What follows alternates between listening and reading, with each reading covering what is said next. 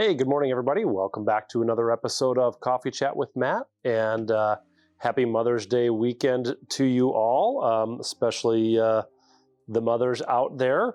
What a wonderful weekend of weather we've got on tap, so really excited about that. We've had some wonderful rains. We've got consistent warmth coming. The overnight lows are nothing scary, so it is for sure officially planting season. It's time to get those vegetables in the ground, time to get your annuals in the ground and your hanging baskets out there. And as I mentioned last week, our garden center is jam-packed. I can't even tell you how many truckloads of material we brought in this week. My back and those of the folks out in the sales yard and greenhouse and everywhere else are definitely feeling it, but we have a ton of great plant material here for you. Today, I wanted to talk about hummingbirds, plants that would attract hummingbirds, because this past week, I saw my first hummingbird at home. We've got hummingbirds. I saw one out in the greenhouse today here at the garden center, and hummingbirds are something that people are always asking me, how do I attract hummingbirds to the yard? So I thought I would shoot some of a video on some of my favorite hummingbird plants. I've got a little mix of perennial plants, a couple of shrubs, a handful of annuals, and some good perennial natives as well. Before we get started, I did want to show you my favorite hummingbird feeder. It is this one right here. It's made by a company called Mosaic. It is this is made out of glass, nice red top. Fill the little reservoir here. This can hang from a little shepherd's hook. I would say almost everybody on staff here at Wasco has one of these.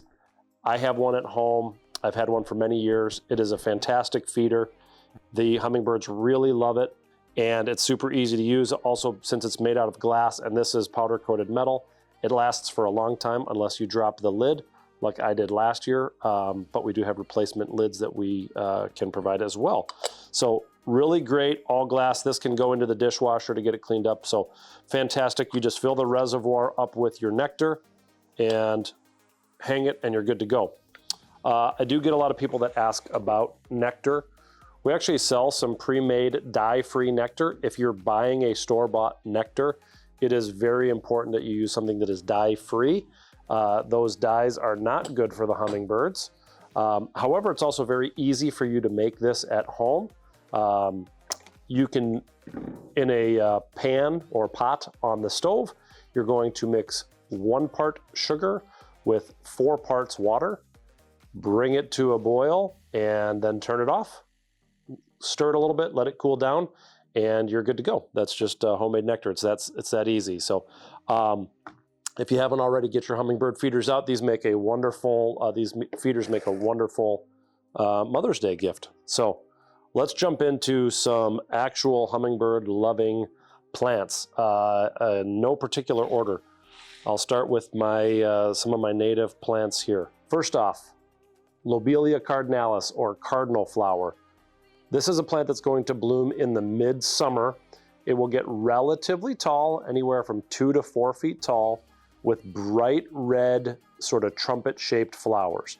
That's one thing that you will notice about the hummingbird attracting plants, is most of them have a tubular or trumpet type shaped flower, something that the hummingbird can get its kind of that long beak, or really it's actually its tongue that gets deep inside there to get the nectar out of the flower. So cardinal flower likes full sun and likes a more moist soil. So this is a good one if you've got a low wet spot in the backyard, you know, somewhere where the rain or the rainwater kind of collects or pools. This is going to be wonderful. If you've got a sump pump that runs too often, this would be great to kind of put where the discharge is. Base of a downspout would be lovely for this. Of course, if you have a pond or something like that, this is going to go great along the edge. Next up is our prairie blazing star, which is Liatris, it's called. So it's got this nice feathery foliage, which I really like a lot. So even when it's not in bloom, it looks really good. This is a fairly tall, or I would say quite tall perennial. This will get somewhere between 4 and 6 feet high. It likes full sun, and it gets these beautiful purple flower stalks in the mid to late summertime. It has a very long bloom time, which I really like. And it's got these tiny little flowers that they're loaded up on this kind of tall, long flower stem. So this is a great hummingbird plant. It's got a great texture to it. Definitely something that if you're mixing it with other perennials, you're going to want this kind of in the backdrop because it is so tall. But as I mentioned, it has great looking foliage even when it's not in bloom. Another good hummingbird plant that people don't commonly think about for hummingbirds is butterfly weed. As the name suggests, it also is a wonderful butterfly attracting plant. It is actually a milkweed, so this is something that the monarchs can lay eggs on. If you recall from past talks, monarchs can only lay eggs on Asclepias plants, so something in the milkweed family. They can lay eggs on there. The eggs will hatch. You're going to get a little monarch caterpillar that will feed on the plant. It does not harm the plant, and then it will go to chrysalis and then eventually emerge as a monarch butterfly. But the hummingbirds also love this. One tip that I can give you about butterfly weed with these beautiful orange flowers, one tip is that they like a relatively dry soil. They don't love our heavy clay. So if you're planting this or if you've had trouble growing this in the past, try mixing a little bit of play sand into the soil as you're planting. You can over dig your hole, mix some soil with that sand just to give it a good sandy, well-drained consistency. This plant is going to love that. So this is Asclepias tuberosa, or the butterfly milkweed. One of my favorite early spring blooming plants, I have a bunch of this at home blooming right now. This is called wild columbine, and it has this little kind of upside down hanging flower. Hummingbirds love it. This particular, the native variety, has kind of a pinky red outside with a yellow underside. It's a very unique flower shape. There are all different colors available in columbine. This is, again, the native one, but we've got a bunch of sort of hybrid varieties that have blue flowers, white flowers, yellow flowers, red and white, blue and white. So tons to choose from. They do vary in height. The tallest ones are going to be about 30 to 36 inches. Some of the smaller ones could be as small as like 12 to 18 inches. The native one here is going to be 24 to 30 inches most often. Beautiful little plant, and just starting its bloom time. It's going to bloom for quite a while. I know it's kind of hard to see. We can zoom in here a little bit, but these are flower buds that have yet to open right over here, while we still have flowers that are open. So really unique flower structure and great texture for this plant. Another good native, this is actually what we call a nativar, so it's a selection of a native plant. We carry the regular natives. We also carry some of these nativars. This is Dark Towers Penstemon, also goes by the name of beard tongue. But in late May and throughout June, you're going to see a flower stalk shoot up here with little white kind of bell-shaped flowers all over it. Great hummingbird plant. Sometimes the flowers have a sort of just a tinge of purple to them, which is pretty. Sometimes it has a little pink in it, but very lovely plant. Great two-tone foliage. So the tips here, the new growth emerges with this really nice burgundy color. As the leaves mature, they're going to green up more. So you can kind of see here, we've got some of the older foliage or some of the earlier foliage to emerge. It's already turned green, but up at the top here, some of this foliage is still nice and purple. So you kind of get this neat two-tone look. Again, another great plant that looks good when it's not in bloom and looks, of course, great when it is in bloom. Depending upon the variety of beard tongue, you're going to see these anywhere from about 12 to 18 inches for some of the very short varieties, up to about 36 inches for some of the taller ones. Another good native, this is a bee balm right here. We have Eastern bee balm is native here in the upper Midwest. The Monarda fistulosa, which goes by the name of wild bergamot, is native in Illinois. And this is a selection called Sugar Buzz Cherry Pops. The reason I brought this one up is that some of the Monarda can get quite tall. We have some at home that are 36, maybe upwards of 40 inches. And I know not everybody has room for a plant of that height. This is one of the more compact varieties, again called Sugar Buzz Cherry Pops. It has a really nice, bright pink, kind of cherry pink colored flower. It's kind of a large flower made up of tons of little, kind of tubular pieces to it, and it has a very long bloom time. So the hummingbirds can feed on this for many months during the summer months. And the foliage has a wonderful sort of minty, citrusy fragrance to it. So even right now, as I'm just kind of, brushing the plant, moving it around and stuff, you can smell that real minty fragrance, which is great. Tends to be a really good one if you've got rabbit and or deer problems. They don't tend to bother this at all in my yard. And the only real problem that I ever see with any of the Monarda is a problem called powdery mildew, which is a white sort of fungal issue that the foliage can get. Some of these newer varieties that have more of a kind of a hairy foliage don't tend to get the powdery mildew quite as bad. So some of the newer varieties are pretty good for that. I don't really do anything to mine at home. I do get a little powdery mildew every now and again. Part of that's just weather dependent. I have a lot of some of the older varieties. I have all of the native varieties in my micro prairie, and I love all of them. But that's of all of the plants that I'm bringing up here, especially perennial wise, the Monardas probably have the longest bloom time and produce the most nectar for the hummingbirds. If you're unfamiliar with the term nectar in terms of plants, nectar is sort of a sugary substance that flowers produce that the hummingbirds can feed from. So that's why when we make nectar, it's sugar and water. But some plants produce nectar, some plants produce pollen. They're kind of, biologically, they're along the same lines, but the nectar producing plants are the ones that the hummingbirds are going to be attracted to.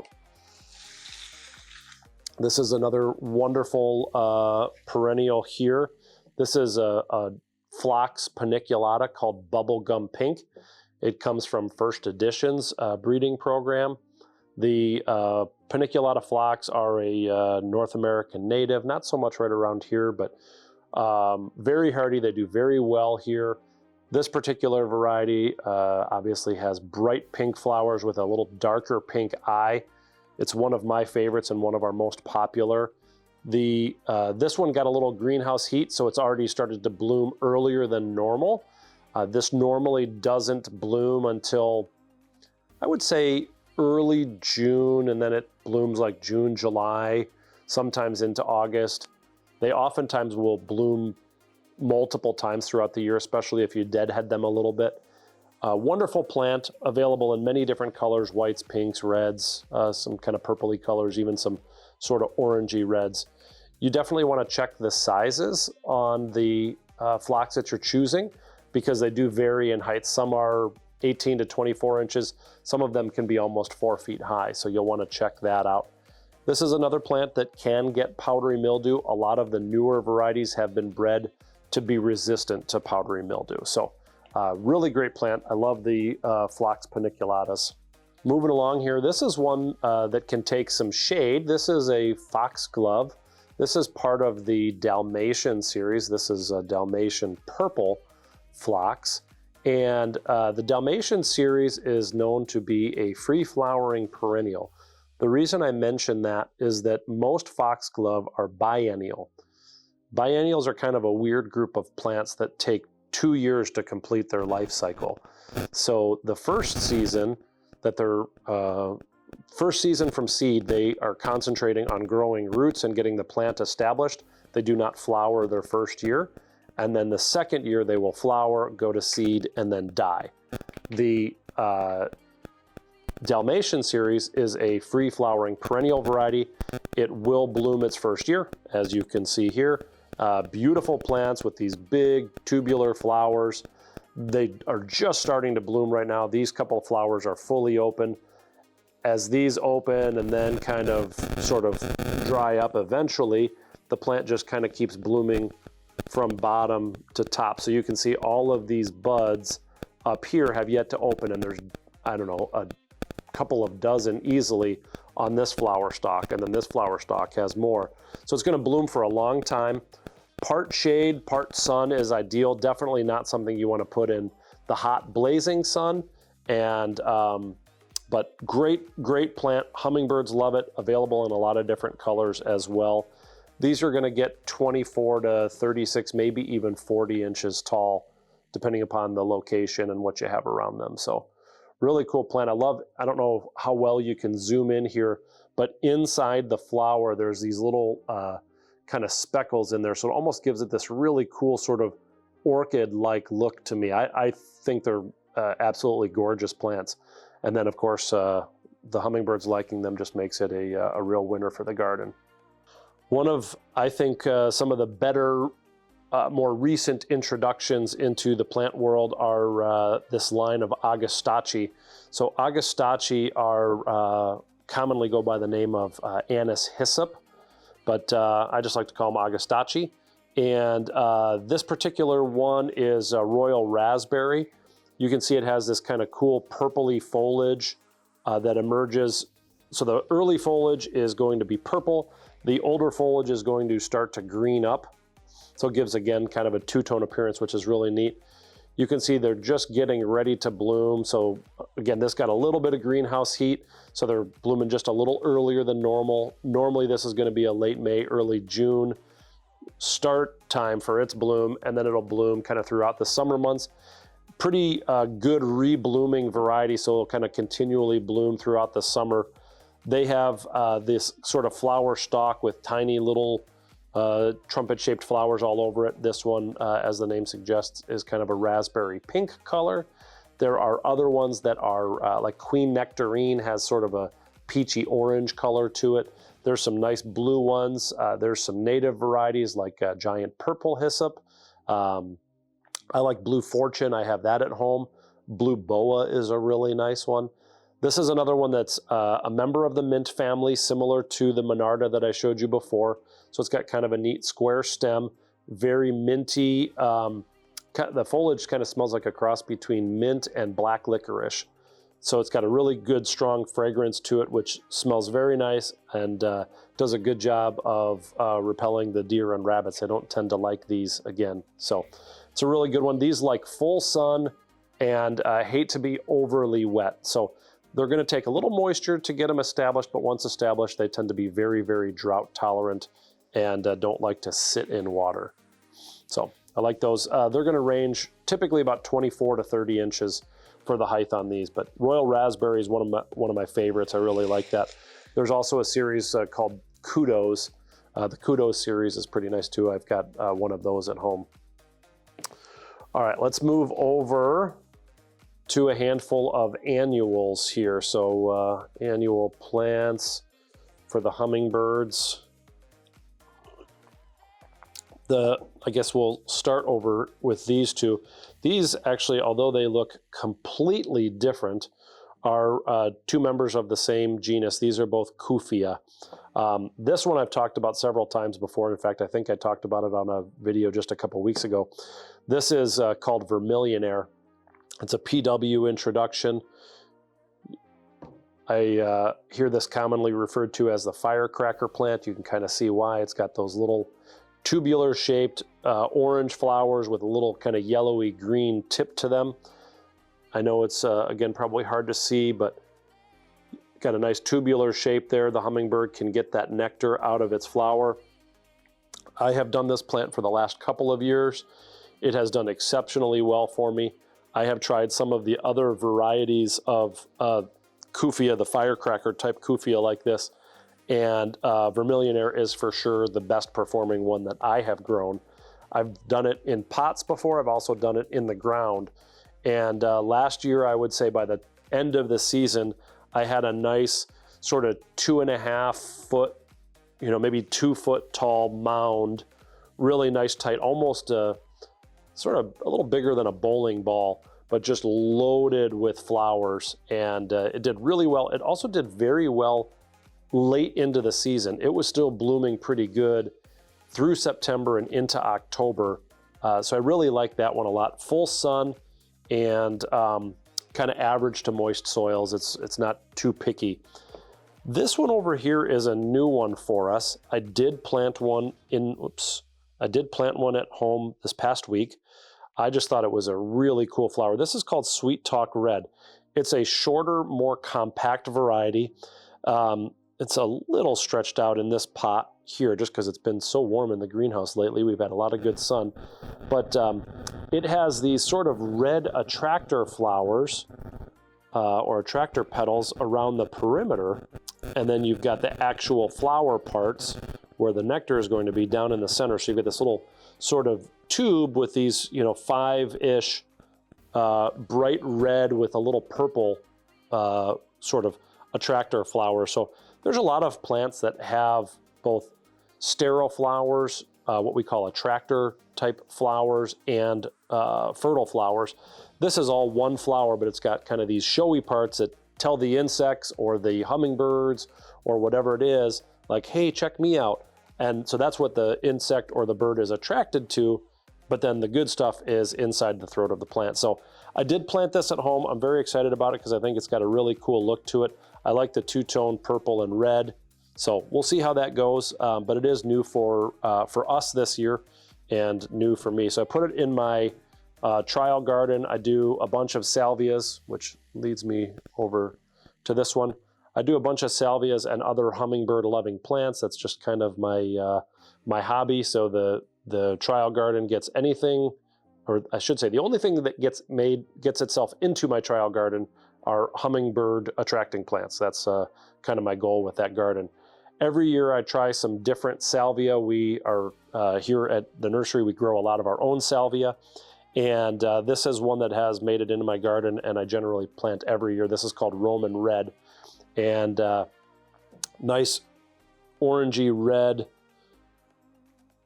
big tubular shaped flowers. It's another one that kind of starts blooming at the bottom and then they kind of keep working their way up. Very free blooming, repeat blooming variety, very heat tolerant variety. Tends to be a little more compact than some of the other varieties. Some of them can get quite tall. I really like black and blue, but I've had problems with that actually breaking late in the season when we have a big windstorm or something. It tends to be kind of a fragile stemmed plant and can get quite tall. And I think twice in the last 7 years, my black and blue has, in a windstorm, just kind of cracked, or a big chunk of it has cracked off. I don't tend to have that problem, or haven't had that problem with Roman Red. Some of my other favorites, I like the Lake Baikal series. I absolutely love Wendy's Wish. That's always in my garden every year. That's a really good one. As I mentioned, black and blue, Playing the Blues. Those are all some that I have tried. And so, yeah, neat plants. And another good one that the deer and rabbits don't like. So I do have quite a bit of a deer problem at home. So big fan of deer and rabbit resistant plants. Lastly, in the annual lineup today, I brought up this is called Bandana Cherry Sunrise. It's a lantana.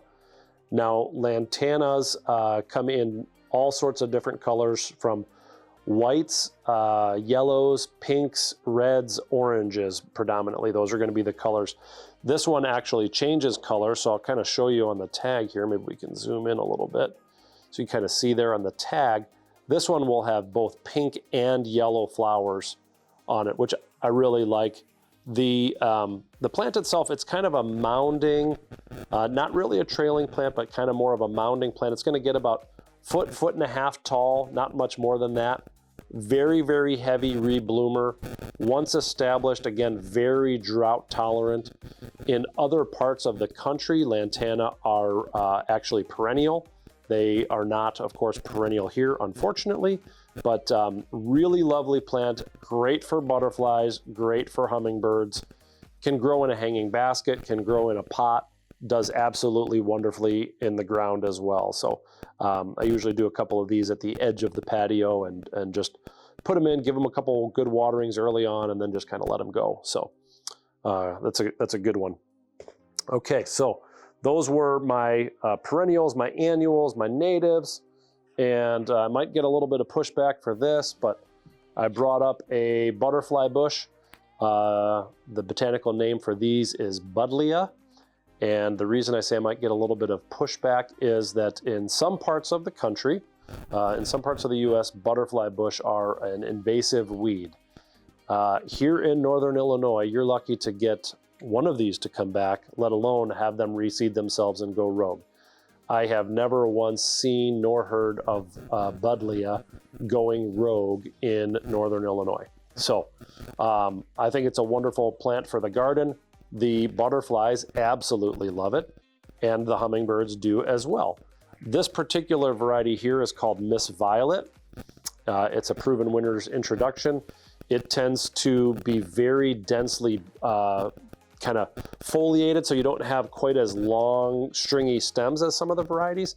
It can get quite tall. It can get upwards of 3 to 4 feet in a single season. Generally speaking, Buddleia more or less die to the ground around here each year. I will give you my tips on how to overwinter them. So actually, I guess I'll keep the plant up here. What I like to do, so if the plant was planted in the ground and this is ground level here, what I like to do is leave all of the stems intact, including the flowers, stems, everything intact over the winter months. Whenever you trim some of these more sensitive or cold sensitive plants too early, oftentimes you create a hollow stem that can allow the cold to kind of penetrate deeper into the plant. So I like to leave the plant with as much protection as possible, so I leave it intact. I wait until about this time of year to do any trimming on a Buddleia. In fact, I typically would wait until mid to late May. And that might seem a little crazy, but the Buddleia like a very consistent consistently warm weather, but also consistent or just warmer soils. We're starting to have obviously some nice warm days, but it takes a long time for our ground to warm up. So don't count these out. If yours is still dormant right now, as some are around here, if it's not in the sunniest location, and the ground might still be a little bit cooler, it may still be dormant. That's okay. Let it go. Right about this time of year, usually you'll start to see them wake up. You'll start to see some little gray-green leaves, oftentimes just at the very base of the plant. You might have a 4-foot tall plant and all of the stems might be dead, but you have a little green growth down at the bottom. That's totally normal. Cut it back to wherever you see healthy green or gray growth, and then give it some good fertilizer right now, specifically or preferably something higher in nitrogen. Jack's All-Purpose, which is a 20-20-20, would be a great fertilizer for these right now. You could even sprinkle a little bit of Espoma's urea on them right now, which is a 45-00 fertilizer, but a little bit of high nitrogen fertilizer on them right now, and good consistent warmth and sun, and these will grow right back to where they were last year, if not larger. The only other thing that I suggest is a little extra mulch around the crown of the plant. So in the winter, before you put the garden to bed, get a little extra mulch and pile it up around the crown or stem of this plant just to insulate it a little bit better in case we don't have good snow cover. I thought I was done with perennials, but I had one more hiding on my little cart over here. And this is a Kniphofia. Its common name, which isn't quite perfect, is red hot poker. So the original ones were always red, and as the flower looks, the name kind of fits, but some of the newer varieties have either orange, red, yellow, some of them are even two-tone, all different colors, but this flower stalk is made up of individual kind of tubular shaped flowers that are nectar rich, so the hummingbirds do love these. They like all the different colors. For sure, some of the reds are going to be a better choice for them. This is a hardy perennial here. They're not insanely hardy, so it's another good one to add a little extra mulch over the winter months. They do like it on the dry side once established. The leaves are not a succulent by any means, but almost kind of have the texture of like a yucca or an agave. They definitely have a more drought-tolerant feel to them. I know that doesn't quite make sense, but they really do. So they don't love to be overly wet. So this is Kniphofia or red hot poker. Depending upon the variety, they're going to be 24 to 36 inches tall with these really kind of cool flower stalks. So kind of zoom in there a little bit and you can see that flower stalk. This is early. This one just is getting going, This is another plant that got a little bit of extra greenhouse heat to get it woken up a little bit earlier this year. So they're just starting, and we'll have multiple colors available this season. So kind of a neat plant. Keep it on the dry side. Full, hot, blazing sun is ideal for these. This is going to be a good one for around your pool. If you've got an in-ground pool or something, this would be really nice because it gives it a really nice tropical feel. Because of its flower shape, it's not going to be something that is going to attract a lot of bees. Kind of a whole nother topic. As a little aside, mostly the bees that are attracted to most flowers, those are not going to be your aggressive bees, your wasps, hornets, yellow jackets, things like that are going to be aggressive towards people. Mostly the bees that are attracted to some flowers, those are going to be your honeybees, your bumblebees, things that are not overly aggressive. They have a job to do, which is to pollinate, and so they tend not to be a problem for you, but this is going to be a plant that is not going to attract a lot of bees. So I know some people are sensitive to that, so that would be a really good one. All right, last but certainly not least is the Weigela. The hummingbirds go absolutely crazy over these. This is a good hardy shrub. This particular variety is more compact than a lot of the other varieties. So this one only gets about 3 by 3. So full to part sun, 3 by 3, easy to care for, easy to grow, and just, I mean, an absolutely like incredible bloom producer. You just look at this and there's got to be thousands. I don't know, but it's really loaded with flowers. So this would be a great one. It's a good foundation shrub. It's good for along a fence. It's good for a big mass planting or even a little low hedge at only 3 feet high. So kind of a cool plant. I really like Crimson Kisses. There are many, many varieties of Weigela on the market. We have some of the bigger, older varieties like Red Prince and some of those. We've got some that have yellow foliage and red flowers like Golden Jackpot. We have a bunch of the little dwarf varieties that have variegated pink and white foliage like My Monet. So a lot to choose from. The Sonic Bloom series is a repeat bloomer. So where Crimson Kisses will bloom very heavily in May and just kind of a little bit sporadically on and off throughout the summer, the Sonic Bloom series tends to rebloom very well. We've got some new varieties like Vino Verde and a few others. So there's a lot to choose from in the Weigela family. You're definitely going to want to check the tag or our signage to see how big they are going to get in our area, because as I mentioned, some of them are only 18 to 24 inches tall, while some of them can get 6 foot plus.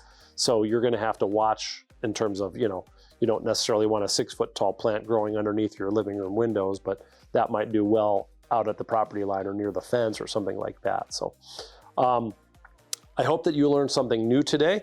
I hope that you get a chance to get some of these hummingbird loving plants established in your own yard. And again, if you're looking for a great gift idea for the mom in your life, this is the Mosaic hummingbird feeder. We've got several different colors available. The only thing that changes is the kind of metal hanging part. So they're available in red, orange, and black, and I think lime green, but the glass portion is going to be clear reservoir with a red top. Again, dishwasher safe, really easy to hang and use, and makes a really wonderful gift. So thanks again for watching. I love having a chance to have coffee with you in the morning and talk plants, and I hope that you have a wonderful Mother's Day weekend and that you get a chance to get outside.